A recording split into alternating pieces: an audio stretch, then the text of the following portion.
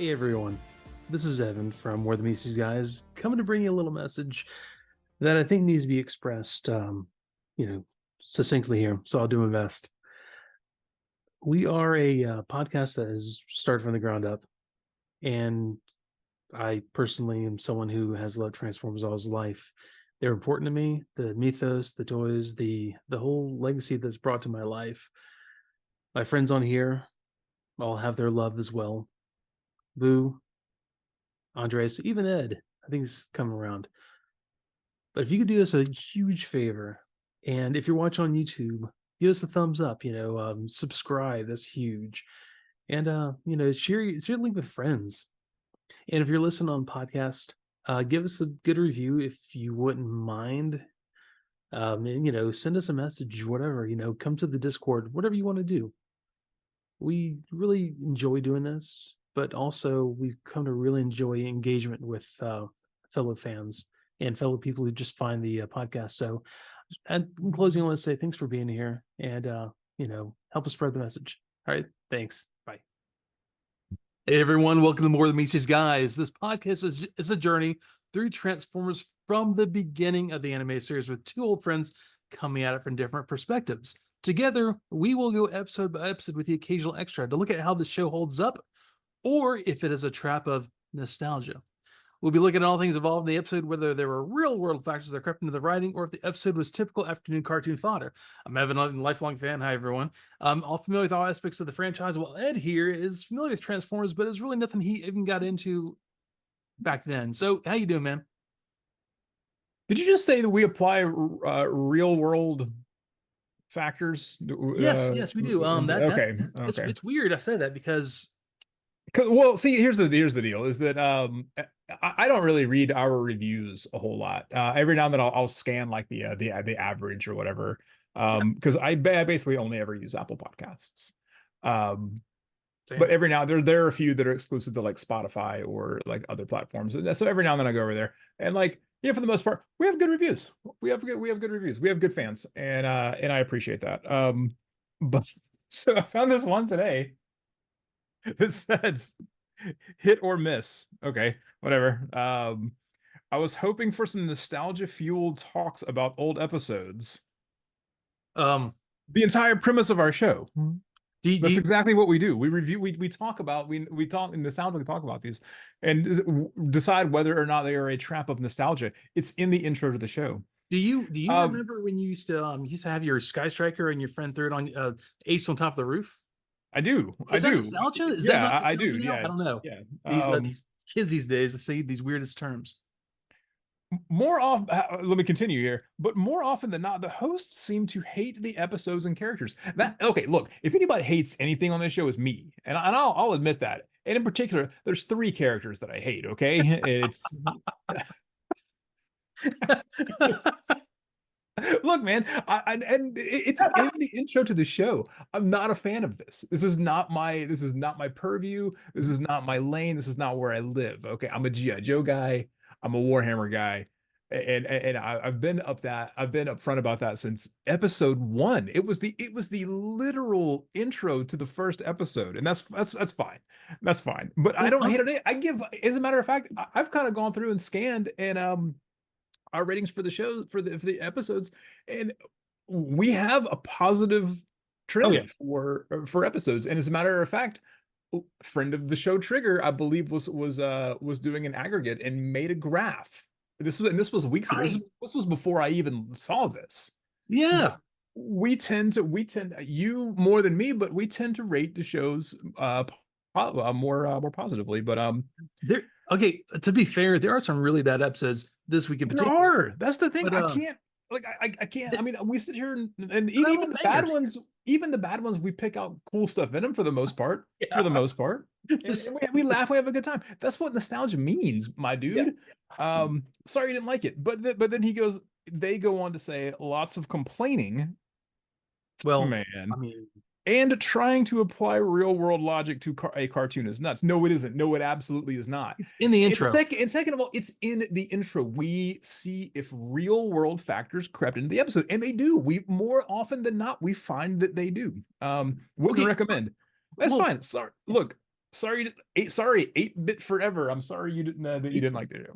Okay, well, yeah, I like Nintendo also, but that besides all of that, there are real world factors that creep into the episodes. I mean, the volcano they crash in is referred to as Mount St. Hilary. It is derivative of Mount St. Helens, which we exploded in talk 1980.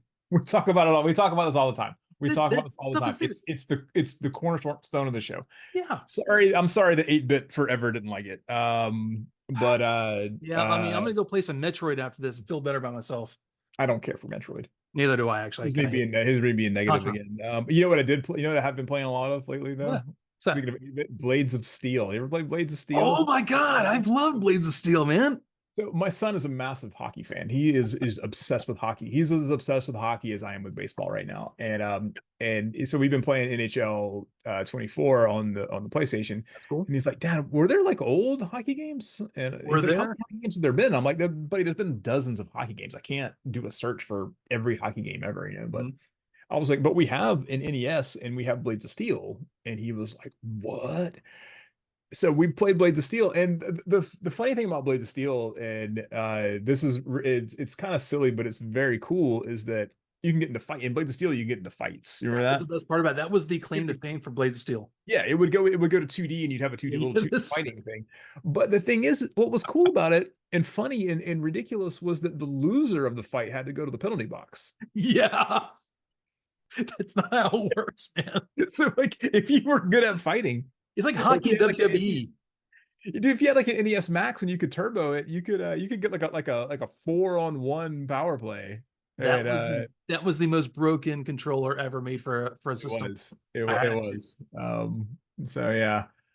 Oh man. But yeah, so we've been having a good time, and man, it is so easy to score in that game. Like we had a game that ended like 10-7 and we're having these on a regular basis, and it's a lot of fun. So that's actually really cool. I remember back on the in television that my brother had when I was younger. We had a hockey game. It was like little guys. They're like red and black guys. You go around the screen. I mean, they were like basically probably 5 pixels total, and they like the stick would be out for them. So every time you hit the puck, which is a little cursor, knock it this way, and they would like kind of move on the screen. I mean, there have been hockey games forever.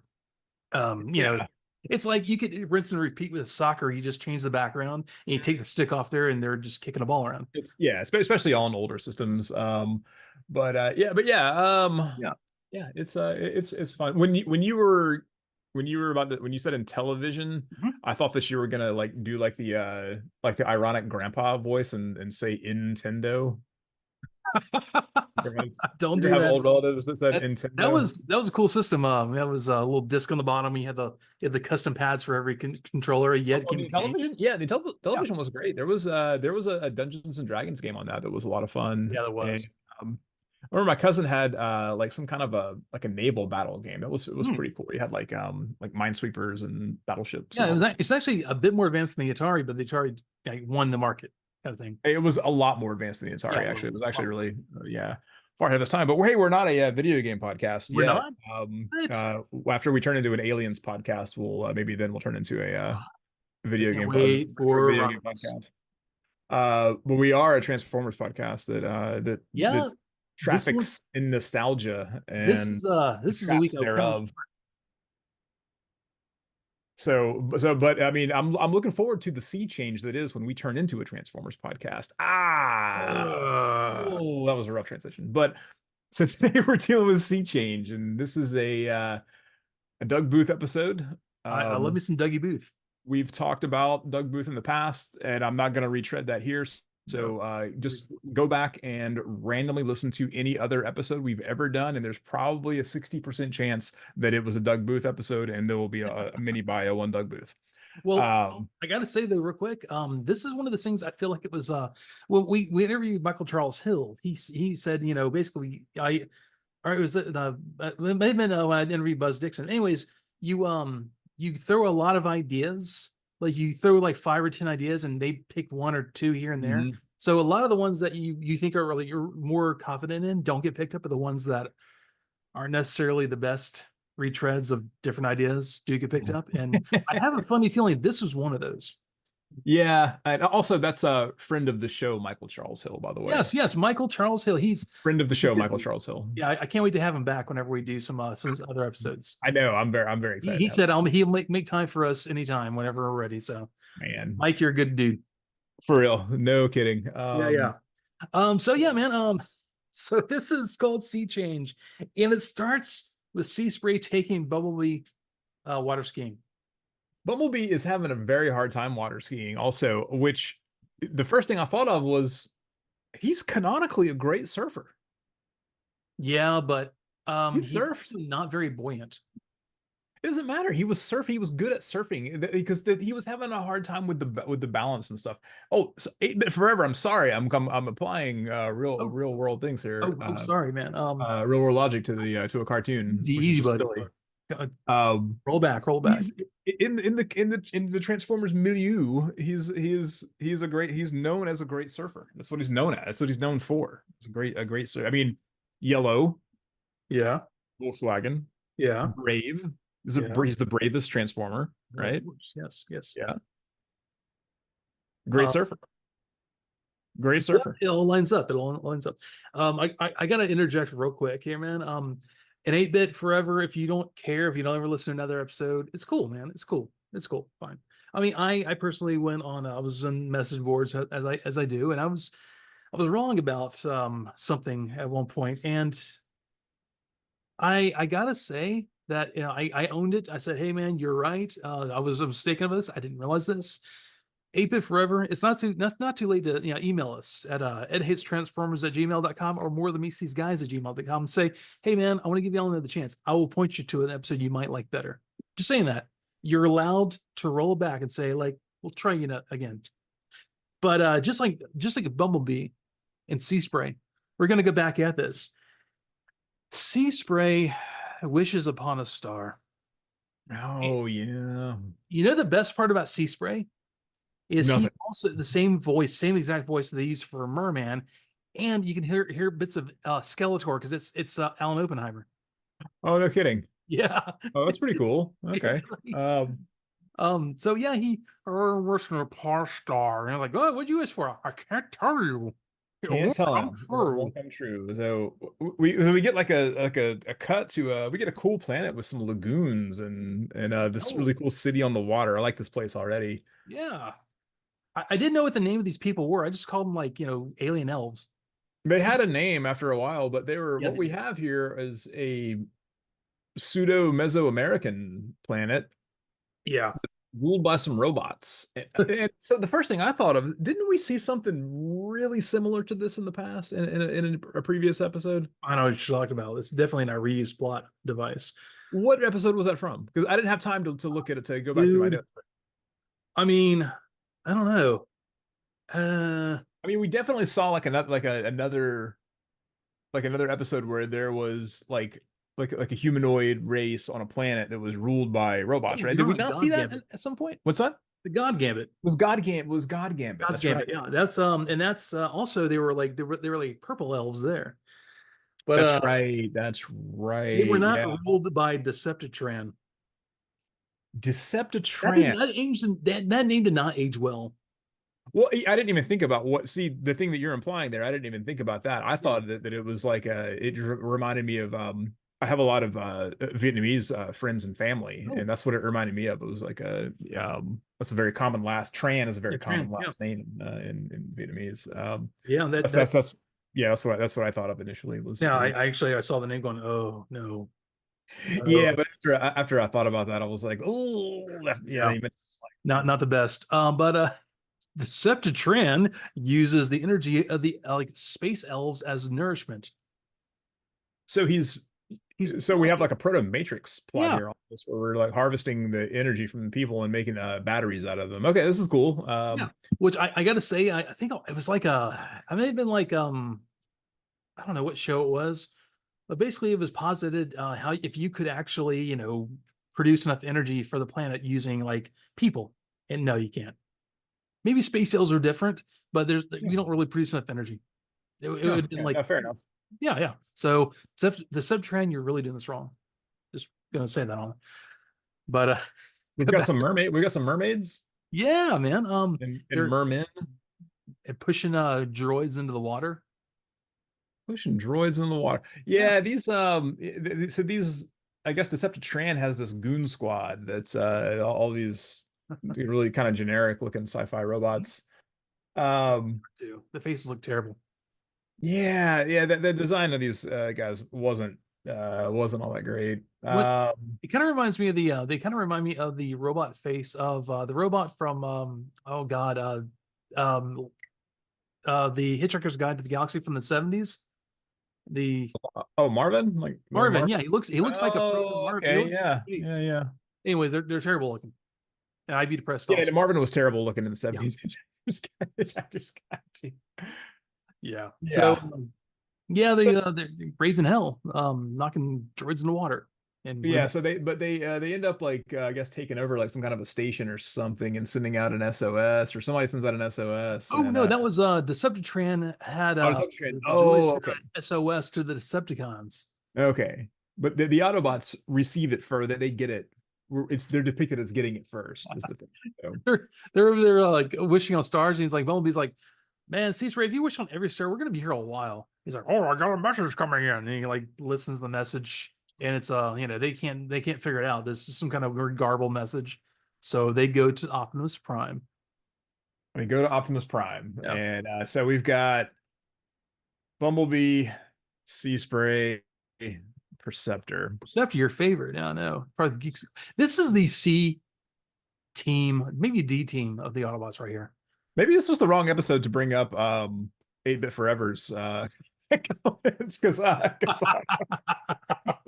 about to rain some bombs down on this one, man. Hey, Yeah, everyone we who get listens, we appreciate reviews and 8-Bit Forever. Honestly, I appreciate you leaving a review. I had to laugh a little bit, but your feelings are valid. If everyone else wants to leave a review, we'd be cool with that too. But anyways, but a nicer one. But yeah, man, go ahead. oh, we got some of the Geek Squad here. All right. Yeah, this is at least we don't have the safety bots and the Geek Squad together. That's Oh, I guess that's all right. But just wait for it. I need like Beachcomber in here. The Tracks, maybe one of those cool guys. Well, Tracks would have been cool at least. Tracks Yeah. This is a cool guy. He could have been in there, but Let's go to the other planet, guys. and we have Cosmos. We have Cosmos in here too, man. And so I love Cosmos says. they're gonna go to this planet and check out the SOS. And Cosmos is like, he tells Optimus Prime that he's just sorry, Optimus Prime, you're just too big. And you're too big to but they cut to an interior shot of all these guys hanging out inside of Cosmos. And there's plenty of room. There's like a warehouse in there. Yeah, there's plenty of room in there. Blaster was hanging out in there. And yeah, they're like, I'm sorry, Optimus, you're just too big. So yeah, Perceptor, Bumblebee, and Perceptor, Bumblebee, Sea Spray, and Cosmos jet off to an alien planet. They don't figure out it's a Decepticon distress call until they get into the atmosphere. He's burning up in the atmosphere. Like, oh, it's a Decepticon call. Yeah, now they figured it out. Like now, like I don't know why it's somehow decrypted if you flew all the way across the galaxy. Yeah. Yeah, it's a crypto message from the third Cybertronian War, which means it's a Decepticon SOS. So okay, so okay, so like they haven't covered any of the Cybertronian wars, really. I mean, there's like, so when was the third Cybertronian war? A while ago.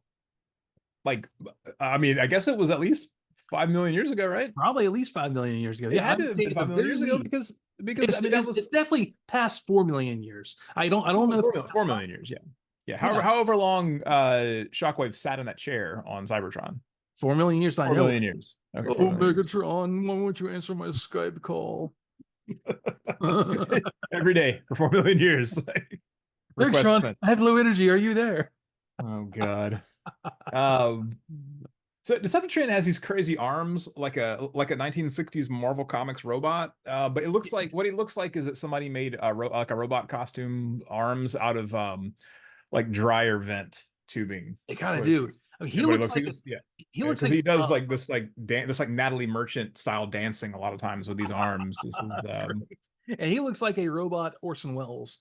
So that doesn't help either. like You old. know who he looks and acts like? He acts like a robot version of Baron Harkonnen from the 84 Oh, he Doom, kind of does. doesn't he?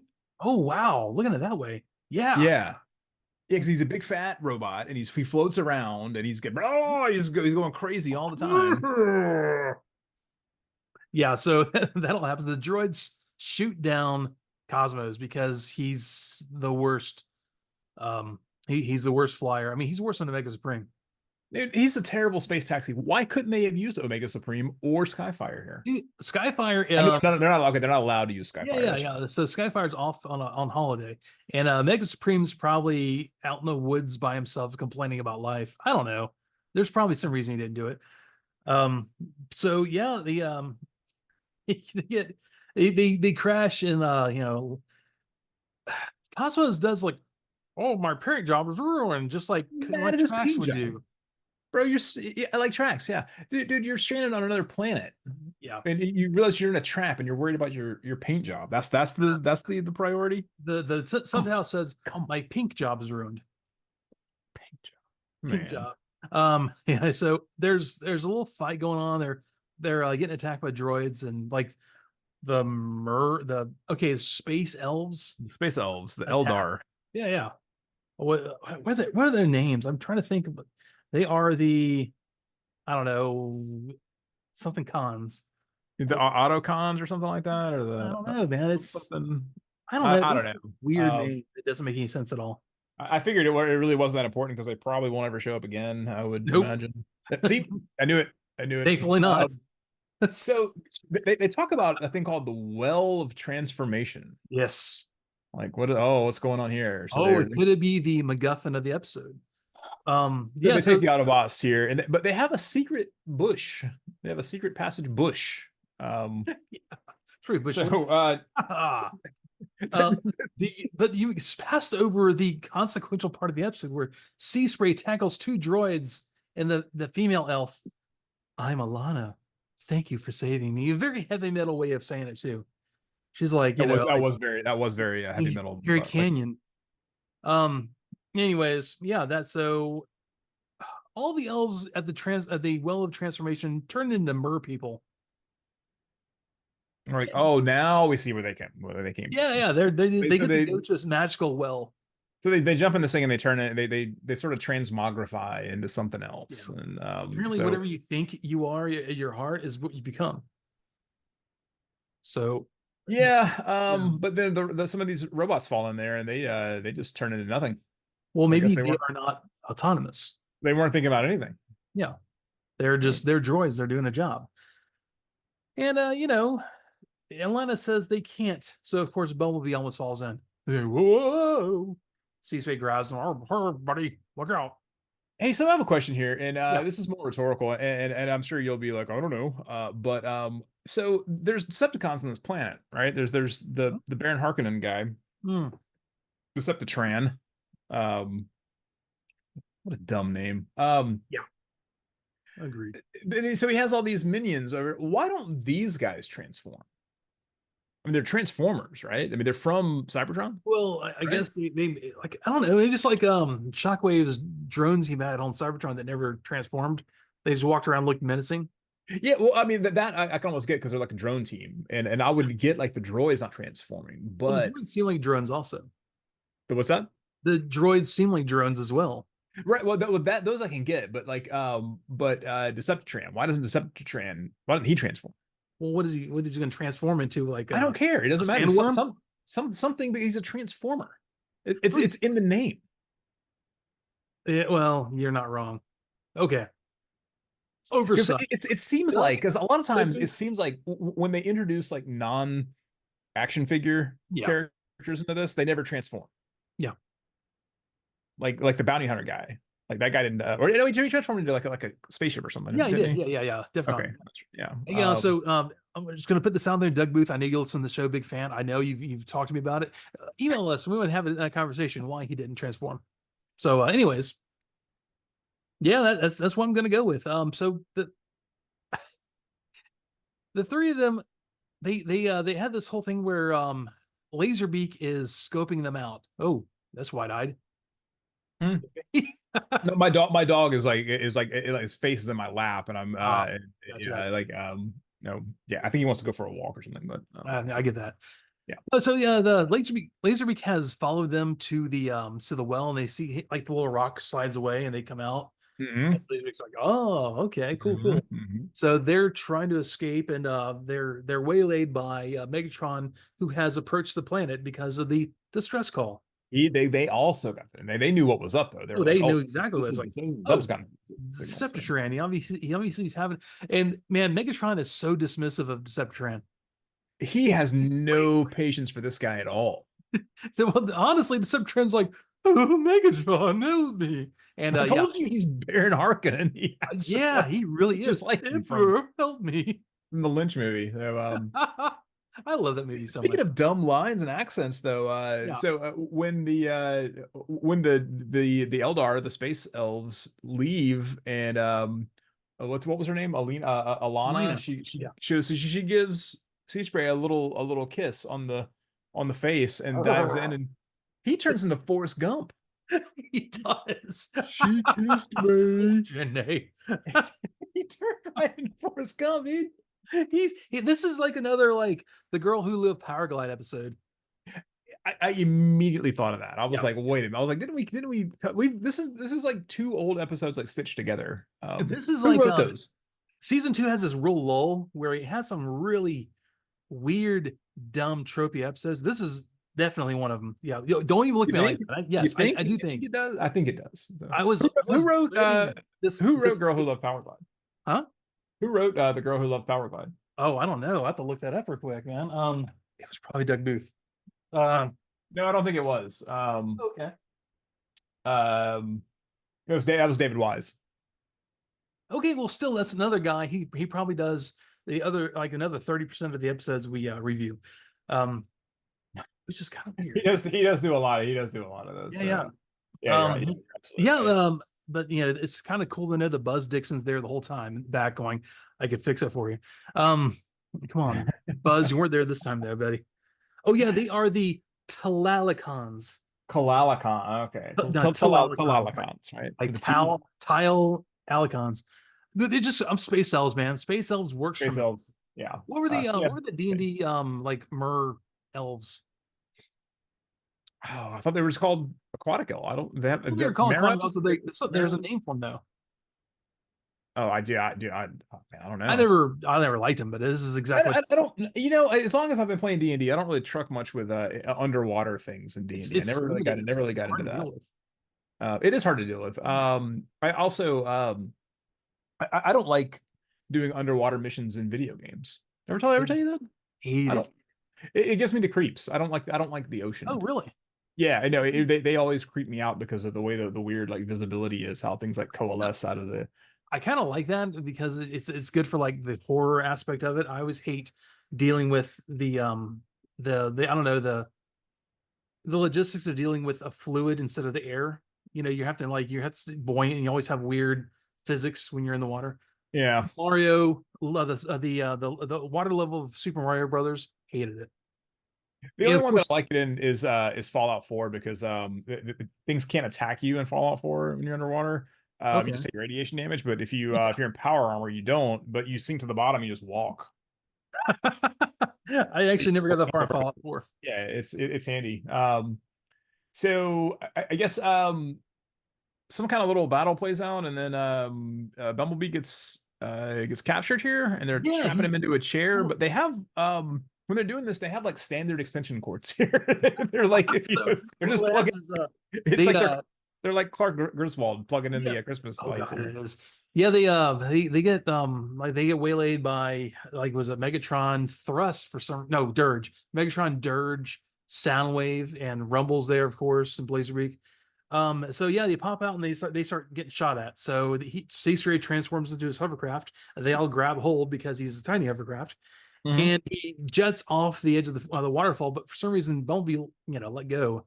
He's Oh, okay. Yeah. that's where Oh, yeah. He gets caught like a churn or something. I think it's yeah, supposed something to like happen that. there. But yeah, the waterfalls there are kind of cool. They're like steps. Like Yeah, it's actually yeah, really cool. it was kind of neat. They what is it? Okay, yeah, there's Okay, there is this weird this whole thing what's happening here. Like this is what my notes say. 3 of them escape the Decepticons into the water, but Bumblebee is left behind like Kirk Cameron. Rumble spots him going down the falls and said, "Soundwave, here's one of them." And the subtitles read, "Sandwich, here's one of them." So there's that. Sandwich. Sandwich, yes. Sandwich. Sandwich, there's one of them. I love that you just dropped a Left Behind reference there. did. I was recently reading hey, look how bad this is review of those books, and Yeah. apparently there's I've never read Left Behind. right. Listeners, if you're not familiar with Left Behind, it was a series of books in the 90s. It was Rapture stuff. What's that? Rapture stuff. Yeah, it was this Christian fiction where there was like a rapture and certain people got left behind for some reason, which I for reasons I don't understand or care about, because I thought that all good Christians were supposed to be taken up with the rapture, but I guess some get left behind. Hence Well, the title. The ones that eat the banana the wrong way. You've seen that video. Who knows, man? So there's a part in this book where there's like a guy that's like trying to like unite the UN. He's like giving like an inspirational speech, and like the writer was like so bad at writing those things that literally the entire speech is just him literally listing off all the nations in the UN in alphabetical order. And that's what gets everybody all hyped up to band together. Is him being like, we wanted to say thanks to all the great nations in the world, Albania, like. So he did. And he just lists. He did it at the end. He did a college football like announcer guy, like on center is Wachkowski. Yeah. but that was supposed to be the big inspirational speech, like from like Independence Day, that like Bill Pullman does in Independence Day. And people, oh yeah, and then they're all like, yeah, let's rise up and fight against the devil. And it was like literally all he did was just list like 200 countries. Montenegro, yeah, it's yeah, like Liechtenstein. Liechtenstein. Like, yeah, dude, it was like, wow, that sounds like the worst thing I've ever read. Like, Zaire.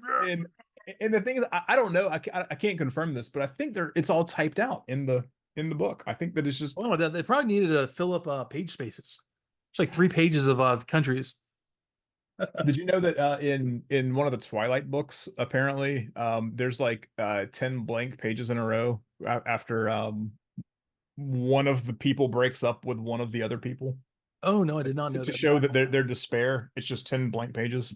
And I will never actually read that because yeah, me either, but it's still pretty I don't like fan fiction, honestly, but ooh, yeah. Fan fiction that made a lot of money. Oh. Yeah. So anyway, so Bumblebee goes to, I guess, to summon the rest of the Autobots. He's got a play button on his arm. This is cool. He's got like a little Walkman command on there or something. That's pretty neat. He'll never tell the Decepticons what they want to know. He will never reveal the Wu-Tang secret. Wu-Tang is for the children. That's what the secret is. So yeah. So we get, man. So at this point, this is when the whole episode goes off the rails. Dude, it completely gets like, what? So we get this really ham-fisted Philip K. Dick, our robots human bit. Oh yeah, in here, because so what we get is like this tender moment with Sea Spray and Alana, and so Sea Spray wants to go into the well of transformation. And she tries to talk him out of it. She's like, no, you'll turn into nothing or whatever. And it turns into this whole thing of like how they like each other and how like is he just a machine? Is he just transistors and bolts and stuff? I'm like, yeah, he is. Yeah, I mean, I don't know, but I don't know the metaphysics of Transformers, but yeah, I'm pretty sure that he is. But yep. So he goes in, and so he turns into the Beastmaster. He does. He turns into Mark Singer from the Beastmaster here. What was his name? Mark what? Mark Singer. Mark Singer. The Beastmaster. Yeah. Terrible human being. But he's Kodo and Poto. Like a great movie. I love that. It played all the time on TBS. It came on TBS every day when we were kids. Yep. Kodo and Poto. Listen to all this nostalgia we're talking about Beastmaster here. 8-bit forever. This is the episode to listen to, man. This is for you, man. So hey, remember Beastmaster? Hey, remember Beastmaster? Remember the time? Did you ever watch the sequel? No, I didn't Yeah, either. remember hey, remember when he threw that thing at the guy and hit him? Yeah. Remember he had the panther. So That was cool. so they have this whole thing. So he comes out as the Beastmaster, and and except for his feet didn't change. Okay, I guess I'm still a robot in the core, or whatever he said. He kept his robot feet, but he still got this goofy voice. You know who he kind of looked like a little bit was you know who Willie Ames is? Willie, I know that name. He was in like Charles in Charge. He was like Scott Baio's friend in Charles in Charge. Oh, yeah, I know. I can picture him. I didn't really know him that well, but yeah. Yeah, I think he was the voice of a Hank the Ranger in the D&D cartoon who looks almost just like him. So he looks a lot like Hank the Ranger from wow, Dungeons and Dragons. I kind of thought. Did you ever watch the Tick cartoon? I watched the Tick the other day. Actually, my son and I watched the Tick. Oh, I love that show so much. Did you ever see the Aztecs? Yes, he reminds me of the leader of the Aztec guys. I can kind of see he has that. all the garb on and stuff, and the blonde hair.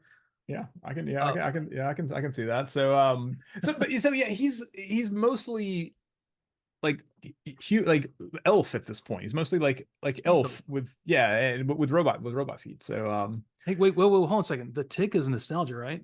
the Tick is nostalgia. 8-bit forever. There you go. 8-bit forever is nostalgia. Right there for you, buddy. Remember that time that Chairface Chippendale went to write his name on the? Oh, it ended up being Cha. It's Shaw, and it was in the entire series after that. That was great. I love this episode. I'm gonna watch some more of them later.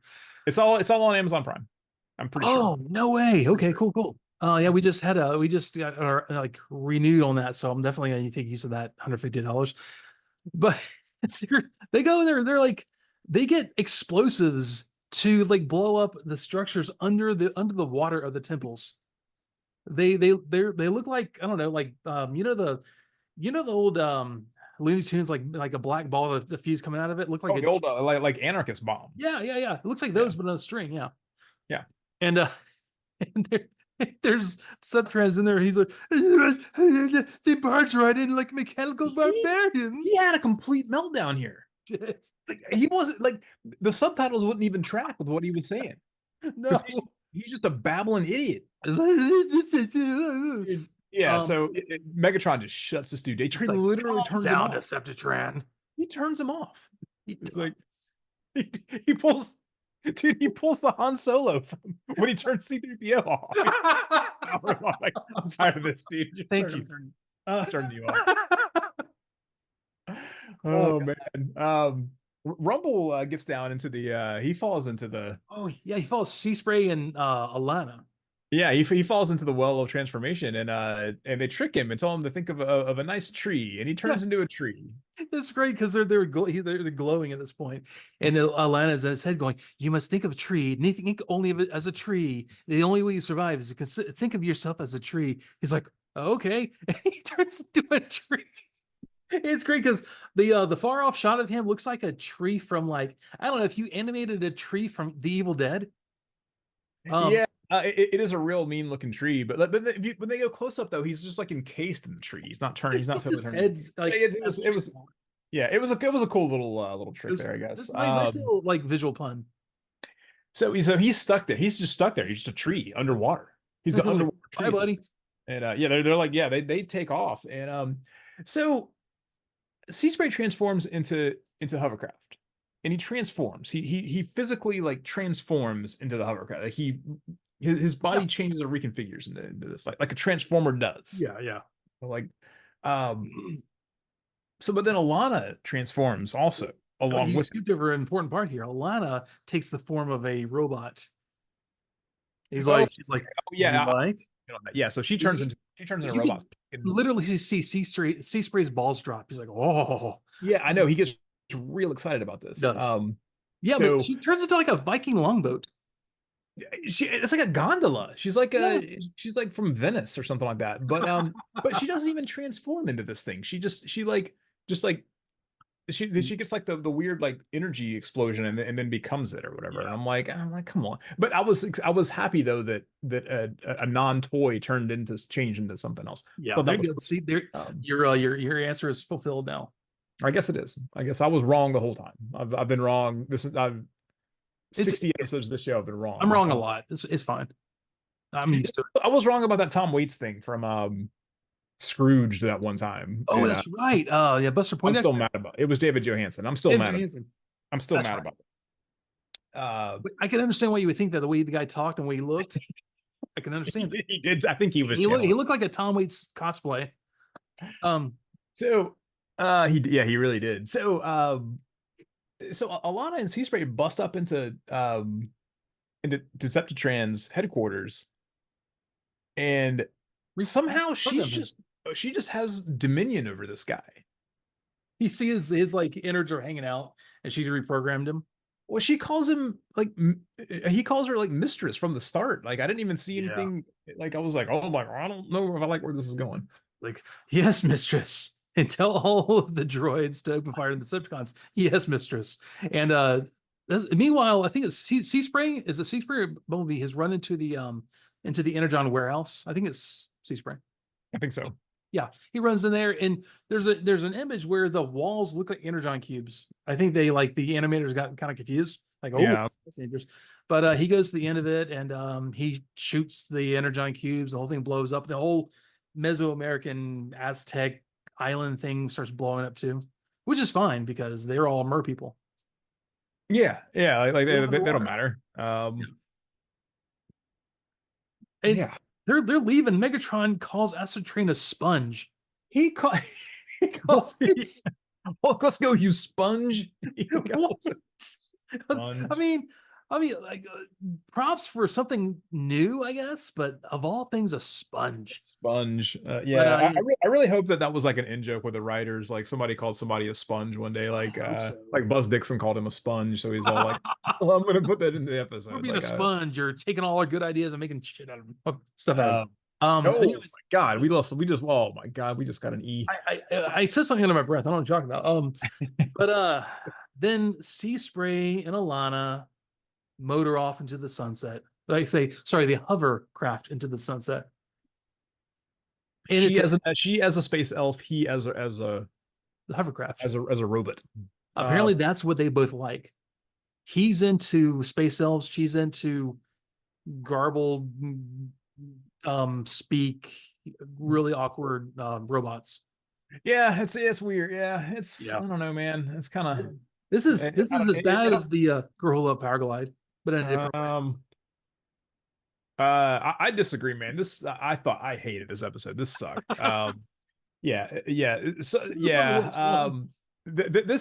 This might now be one of my least favorite episodes because it didn't even have I don't really like any of the characters that were in it. I don't think there were many like cool scenarios that you could really play out from Kid Brain. Okay, from Kid Brain. I don't see a lot of like things that I can rip off here. I guess I could.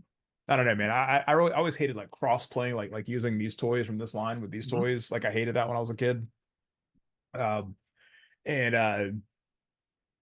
so I mean, yeah. So like, oh, just go get your muscle figures and use them as the space elves. And like you may as well tell me to like set everything on fire if you tell me to do that. Wow. So. Man, yeah, God, Kid Brain is gonna go one Halloween costume made from a refrigerator box and dryer vent hoses out of 5. God, Adult Brain, dude, I was like, I didn't like this one at all.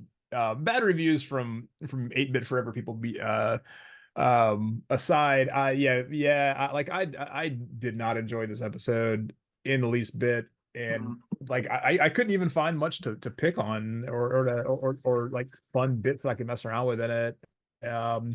So Adult Brain will also award this one Philip K. Dick short story from a battered library copy of the year's best science fiction, edited by Brian Aldiss, out of 5.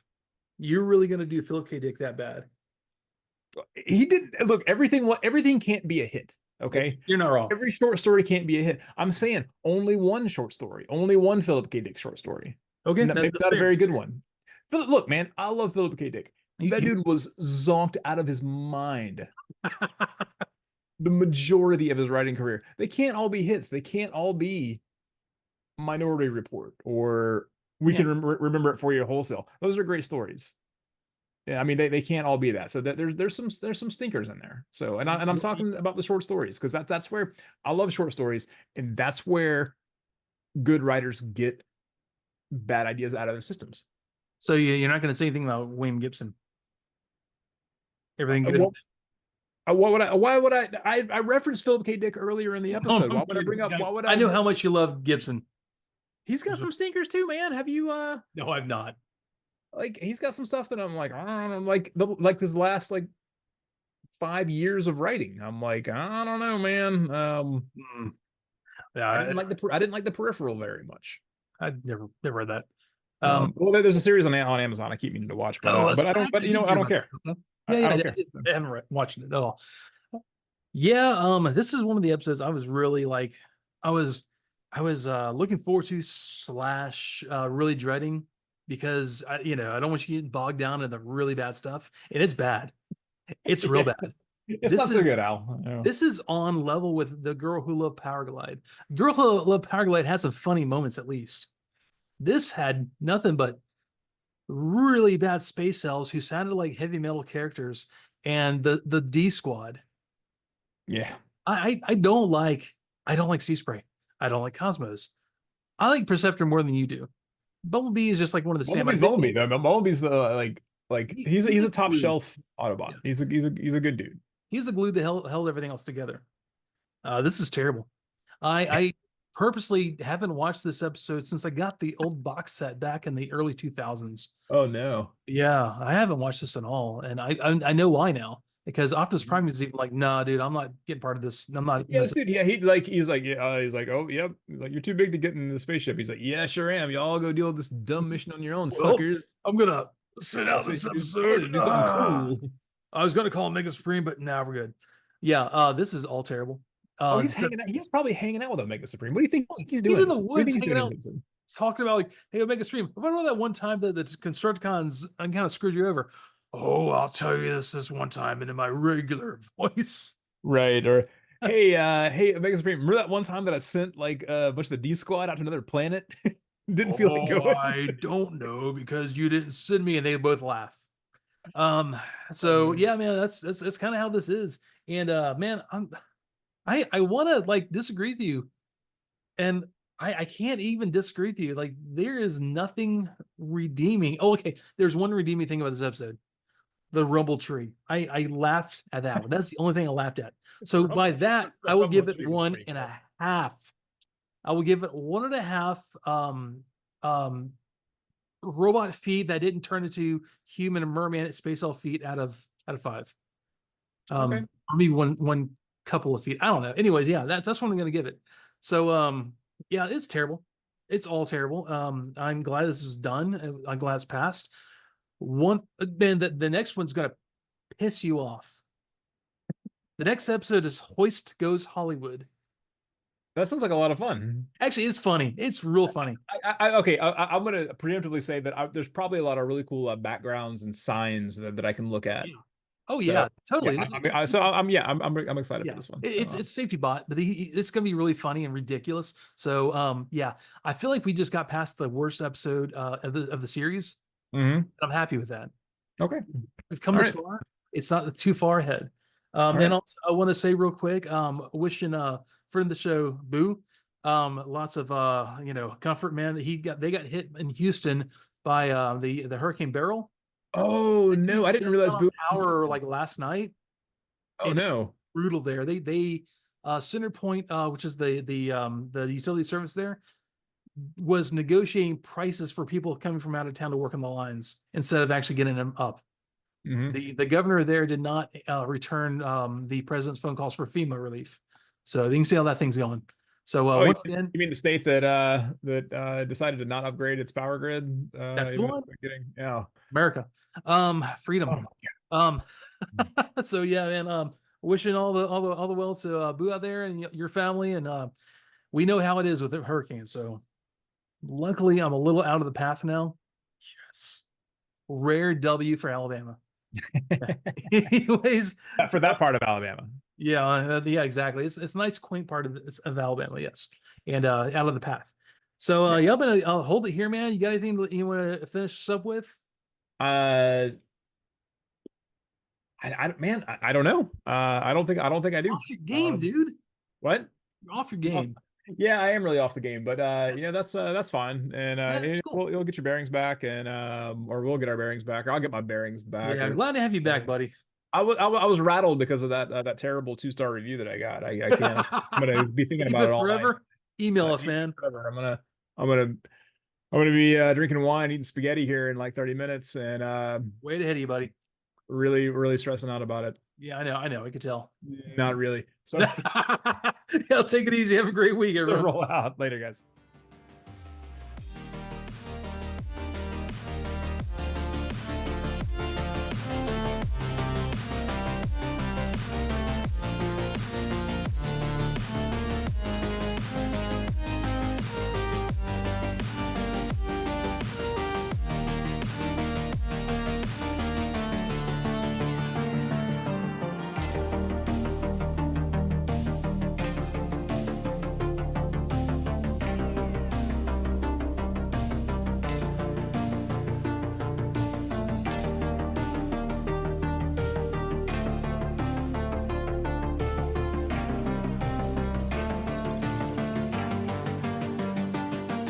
More of the Mises Guys is performed by Evan Johns and Ed Strickland.